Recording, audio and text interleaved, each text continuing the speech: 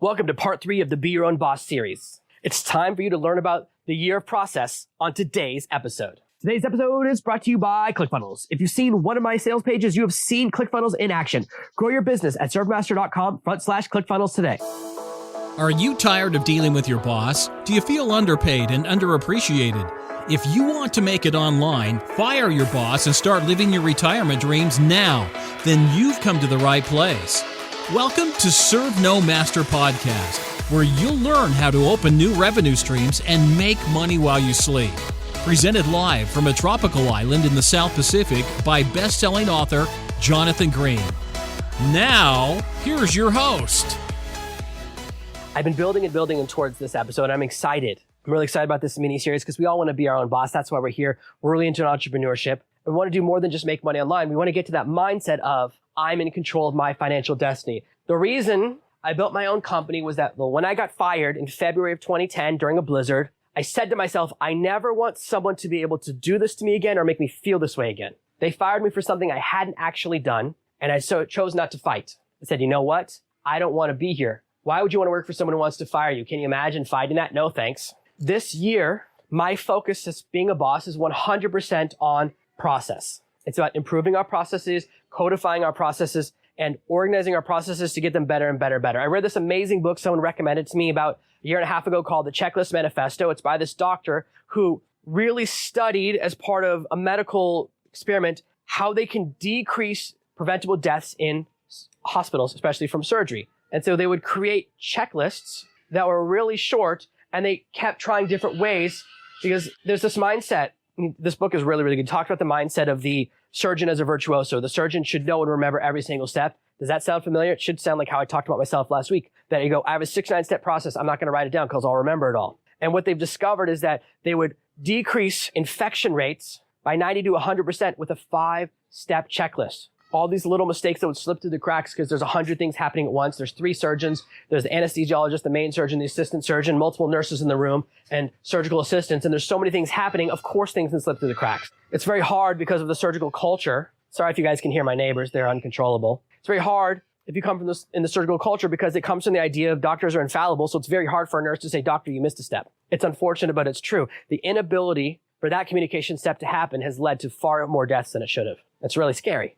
So we need to have really good processes. And that book really motivated me. I said, oh, if surgeons need processes, maybe me, someone who writes books, should probably have some process in place too. Now, I'll be honest with you, I absolutely positively hate project management software. I have tried multiple times throughout my career, but it's so unnatural to me because I'm a creative type. I like making money, but I don't like remembering how I did it. So it's really, really outside my comfort zone. And I've tried multiple times over my career. But what I want you to know is that I'm talking about process because this is something that if I could go back and start over, this is something I wish I'd done right from the beginning. Many of the lessons I'm teaching are things that I'm doing now that I should have done 5, 8, 10 years ago. And I'd be making so much more money. I'd be so much more successful. Every single time I improve a process or get better at my project management software, I make more money. Every single time.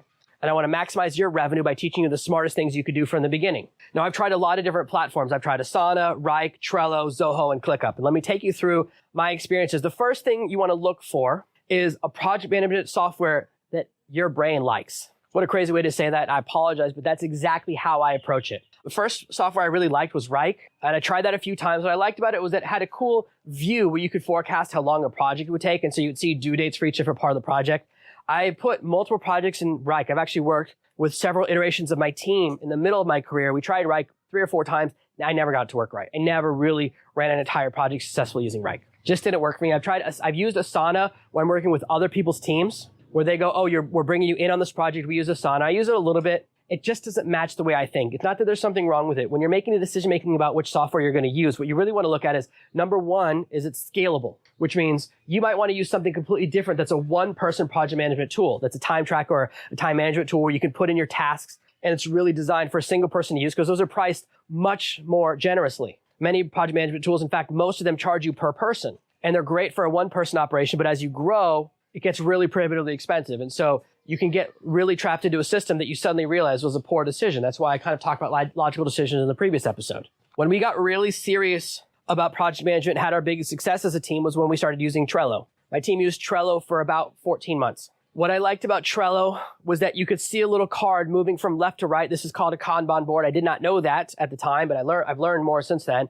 And you can add tasks to a card. So basically what I had, they have a cool add-on called Butler. It's a plugin that Trello eventually bought. And when a card moves to a new column, it gets assigned to a new person and a new checklist gets added to the card. And I was like, this I like that. That feature was really, really cool. And we reached a point where when my team hit about 10 people, that it started becoming too unwieldy. We had too many boards. It's very hard for how we operate because sometimes a person has to be on 6 or 7 different boards. And so we started to see limitations, and I started to see if the team keeps growing, it becomes cost prohibitive. We can use software that's more powerful, that has a higher base rate, but a lower expansion rate. So if a piece of software has a minimum of 10 users, right? If I only have a 5-person team, it's not a logical use, but now we're in that zone. So it's changed a little bit, and we switched to ClickUp. Now, ClickUp puts out updates every few days. They're constantly updating their software. They're trying to make it better and better. There's some good and bad about it, like everything. They don't have that automatically add a checklist as a thing, you move across a column, but we just train our team. When you move a card, add that checklist. And they're going to add that automation feature. We have spoken to the support team. Hopefully they'll add it soon, but I do know it's on their additions board. But the reasons we switched to ClickUp was that it's more affordable as we scale. It's a better pricing model for our team at our currently size and budget. And it's a lot more powerful. It has different types of views. There's a lady on my team who's in charge of SEO, and she uses this really crazy linear view. Every time she records a video showing me what she's working on, it's not the Kanban view. It's totally different, but it matches the way she thinks, and she's so efficient. It's watching her is like watching a virtuoso at project management. And so we switched to this platform. And we do that because I want something that everyone can use. And what's also great about ClickUp is that you can create a custom view. So even though you have 10 different boards where you get tasks, you can have a view that's just all your assignments. That's just the projects you're working on. And it gives you a totally different dashboard that's custom that only you can see and allows you to manage and load balance what you're working on. I don't really use that feature yet because it's a little bit sophisticated for me, but I'm trying to work towards it. We're just continually trying to improve our processes, and that's part of the things we're working towards. Once you've chosen your project management software or your task manager software, they'll call it task manager if it's just you're working for yourself. The next thing you want to use, and in fact, I'll give you some links to tools that I like for task management if you're working as an individual, but there's so many options out there. You just want to find one where you look at it and you go, this feels like how I think. That's what you want, something that feels really good for you. The next type of software as part of the year process is time tracking. I had some employees that I hired before I was using time tracking software. They've moved on to other teams because I need that in place so I can see what everyone's doing so I can get a view. You need to track what you're doing, as we talked about last week. And as you grow, you need to track what your team is doing. The reason we do time tracking is because we are trained as a culture to be massively inefficient. Most companies reward inefficiency. Bureaucracy is built around inefficiency. Here's how it works. On a high level, if a government ministry or a government department, depending on which country you're from, let's say they have a budget of $100 million. And they only spend $93 million, next year their budget will be $93 million. The idiots at the top have this mindset of, if you don't spend your entire budget this year, we'll decrease your budget next year. So what does everyone do? They go on the old December spending frenzy. They'll buy desks and photocopy machines because they have to spend their budget or they'll be punished. So efficiency is punished on a financial level at the top levels, and this is throughout most corporations as well. They go, oh, you only needed 14 employees last year. Well, then now your budget's for 14. You can't have that 15th employee because you did it last year. You don't need him this year. And then on an individual scale, if you finish a task fast, what happens? What's the reward for completing an impossible task? Another impossible task. If you take a 2-week project and complete it in 2 days, they're going to give you a 3-week project and then say, okay, finish this in 2 days. Success is punished by poor management. This isn't always true, but this is often true that people are promoted to the level of their incompetence. If someone is excellent at job 1, they'll get promoted to management of job 1. If they're excellent at that job, they'll get promoted to job 2. And when they're managing jobs 1 and 2, they're at this job 3, they're managing the 2 levels below them.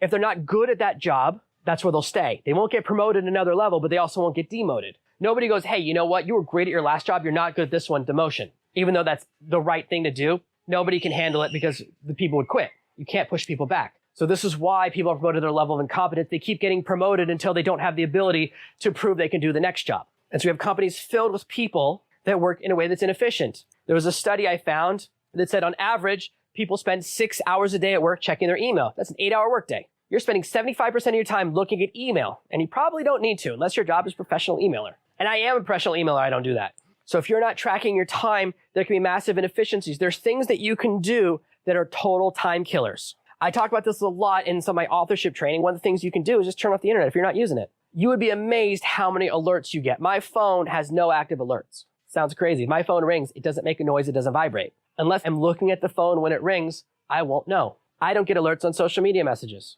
but I bet you do. We get all of these alerts, and that's okay. But when you're in your work hours, you need to start paying attention to when you lose track of time. There used to be this great idea that the panacea of the future worker would be multitasking. And so everyone would talk about, oh, I do 5 things at once. I do 7 things at once. Turns out the multitasking was a big mistake. That's why no one talks about it anymore. Massive drops in efficiency. Lots of things would fall through the cracks. Tons of mistakes. It was a terrible, terrible idea. It turns out we do much better when we do processes in order rather than in parallel. Just the way the human brain works. So those trendy management ideas from 10 years ago, they all disappeared because they did not work. If you track your time and you pay attention to what you're doing, you'll be very different. With almost every single trainer, they make you write down everything you eat or take pictures of it. If you're too lazy to write it down, what happens? Well, I don't want to eat it because now there's a record. It changes us. It forces us to stop being so inefficient.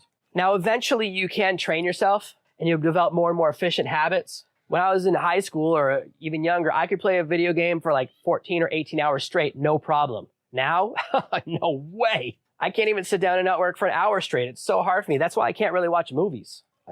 I like a TV show because a movie is too much of a commitment. I want to get back to work. But still, the more you track the time, the more you track your output. Now, because of the way I work, and I want to be honest with you guys, don't track my time as much as I track my output. So I have a series of tasks I need to complete every day, and I look at that. I look at how many podcast episodes did I get recorded? How many videos did I get done? How many different tasks did I complete? So I kind of do a list of tasks to measure my efficiency simply because I'm on and off the computer. And time tracking, it's not really perfect for me, but I do time tracking with everyone else on the team, and it's really, really good. I've been doing this for 10 years. It's hard to teach this old dog every new trick. But the sooner you start tracking your time, so then when you hire someone, you go, okay, it's time you can work with me. Here's how we're going to do time tracking. It's not a question of trust. I time track myself. You can see my hours too. It's just good for process. Our next step is about creating SOPs. I want to tell you every tool that I use. So every time I mention it, some of these tools I'm an affiliate for and some I'm not. I use this tool called Clarify for my SOPs. Clarify is really simple. You push one, it makes a PDF. You push one button, it lets you take a screenshot. You can either take a screenshot of the whole screen or you can crop something out, like take a shape, and it puts a number in front of it, makes it a step. So I can just do screenshot, screenshot, screenshot. It adds it to this PDF that's totally editable inside their software, and then I can add a name for the step and sub-steps. So as I'm doing something that's visual, sometimes I'll do that inside of Clarify. I was doing that recently. We're working on creating SOP for my blueprint level products. I love creating blueprints. I'm really passionate about those because those are my most affordable products. Unfortunately, because of the way I've built them before, it's very time intensive. Usually I write the entire blueprint inside my computer. I'm logged into the website and I'm saving it right inside Ronin School as I'm creating it. Unfortunately, I have a medical condition that means I can't do that anymore. So now what I have to do is dictate the content that goes in the course. And there's kind of a process of,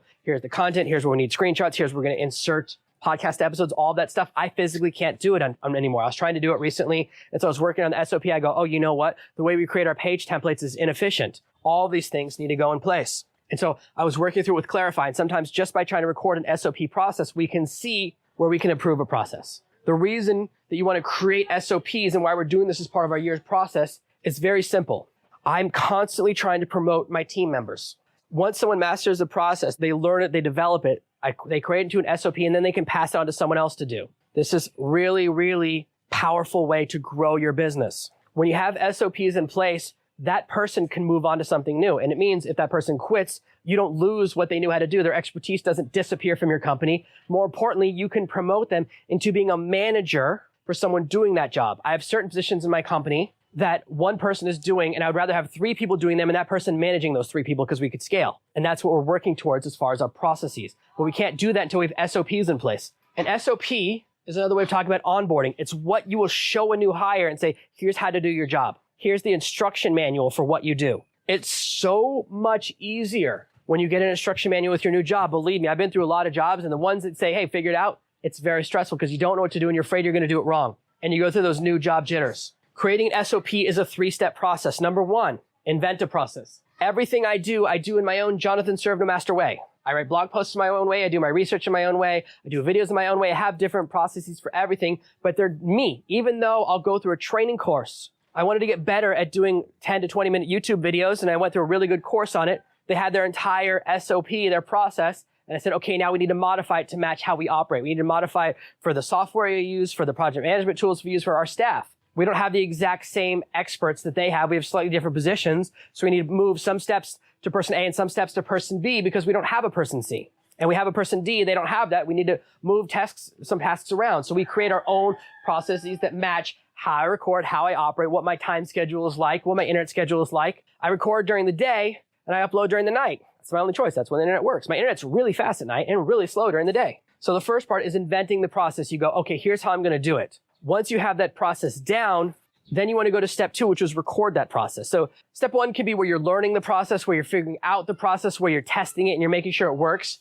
Once you have it, you go, this is how I want to do it every single time. And you write down your series of steps. And writing down that series of steps will also often reveal things. You go, oh, you know what? I forgot about step 4. The cool thing about having this step of process, the steps written down, is that you can go back and add in a missing step or add steps in later. Sometimes when I'm recording the process, I record the video using Loom, which records it, automatically uploads to their server, and then I'll download it and add to our backup server, but I can give people that Loom link right away, and it shows them exactly what I'm experiencing so they can see it step by step. So something I might not have put down in my process using Clarify, I might have accidentally skipped a step, it gets everything.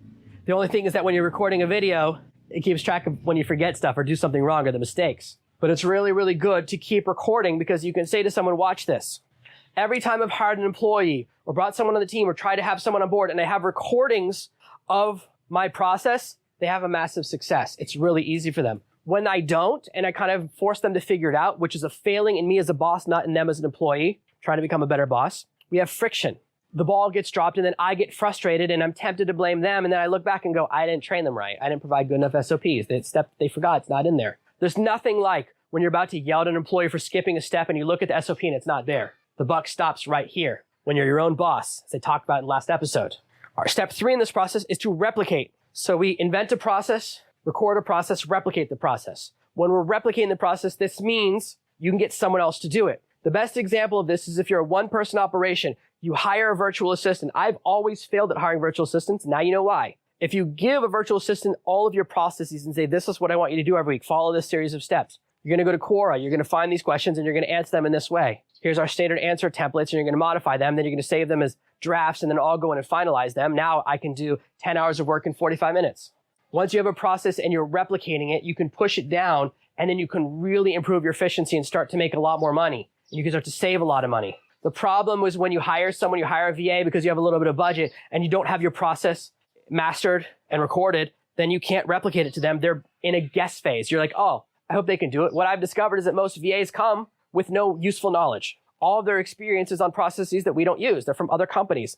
So we have to modify them, even if they have a lot of experience, into understanding and developing processes that match our team. So what we want to do is replicate our process so that you can then go back to step 1. Let me put it this way. Let's say you're building a business and you're going through a traditional online business model. No problem with that. You're building your first site. You build out a blog and you have your whole process for how you come up with ideas, how you write posts, how you format posts. The more of that process you can get someone else to do. Now you have more free time. Now you can start doing a podcast. For this podcast, the only part that I do is the recording. I don't do the ideas anymore. I outline the episode myself, but my team will say, here's the idea. Here's the phrases we want you to say because these are terms people are searching for right now. Or once I record the audio, it goes to my video editor. He edits video and audio.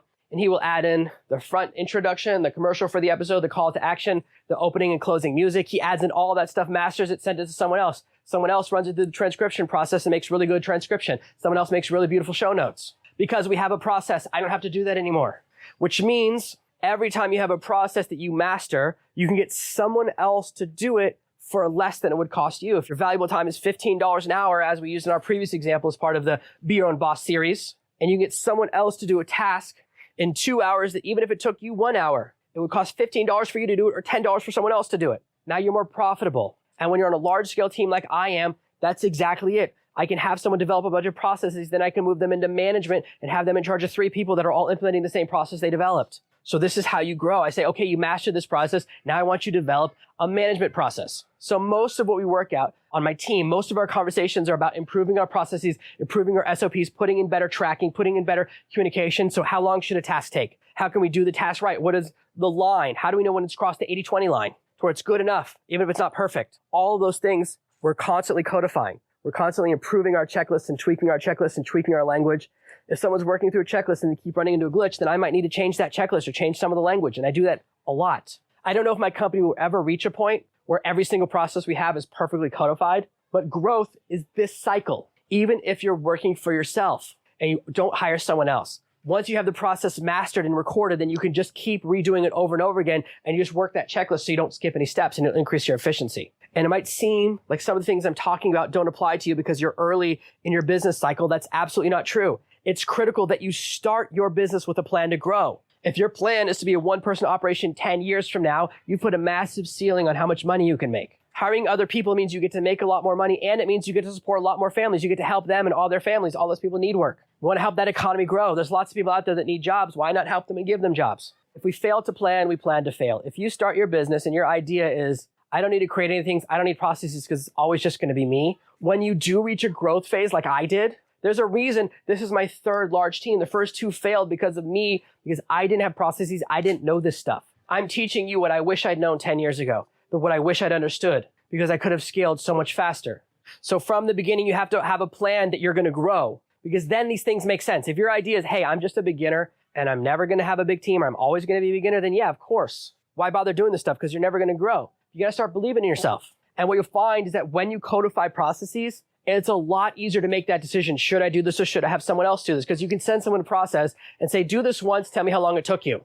Guess what? That's one of my hiring questions. When I hire people, I'll give them a task. When I hired my SEO expert, I said, I want you to write an SEO brief, which is an article brief, where you choose a topic and you say all the different things we need, whether it's articles we're going to link to from our website or other websites. What are the main keywords? What are the main search terms? How long does the article need to be? What's the main competition? And our SOP for article briefs is really complicated because we're always adding in more stuff, because as you grow, the game gets more complicated. And I looked at two things. Who wrote the best SEO briefs and how long did it take them? If someone took 8 hours, I was like, that's a long time, because someone else did it in an hour and a half. So even if the shorter brief is a little bit worse, it's worth it, because now I can get 5 briefs in the time it takes the other person to do 1. So how long a task takes, we can't track that until we have our replication in place. And that's where real growth happens. That's why the things I'm doing are constantly changing, because I'm mastering a new process. We're adding a new traffic stream or revenue stream to the company, and we codify that process. That means someone else can do it, and that I can stop wasting time doing a process that we have codified, because I can focus on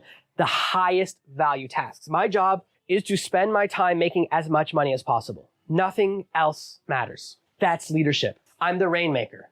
I need to bring in the high ticket clients, the high ticket partnerships, set up the really big projects, get the traffic flowing and get new people finding me, getting massive guests on my show and appearing on other people's shows. That's what I need to do, is use my time that's in the most valuable way, not because I'm pretentious, not because I think I'm the best of the best, but because I need to bring in as much money as I can so that I can pay my team as much money as I can. And that's part 3, the year process of being your own boss. Thank you for listening to this week's episode of Serve No Master. Make sure you subscribe so you never miss another episode. And we'll be back next Tuesday with more tips and tactics on how to escape that rat race. Head over to servenomaster.com/podcasts now for your chance to win a free copy of Jonathan's bestseller, Serve No Master. All you have to do is leave a 5-star review of this podcast. See you Tuesday. Are you ready to make your first dollar online? Grab my free guide, how to make $1,000 this month, at servenomaster.com/1K.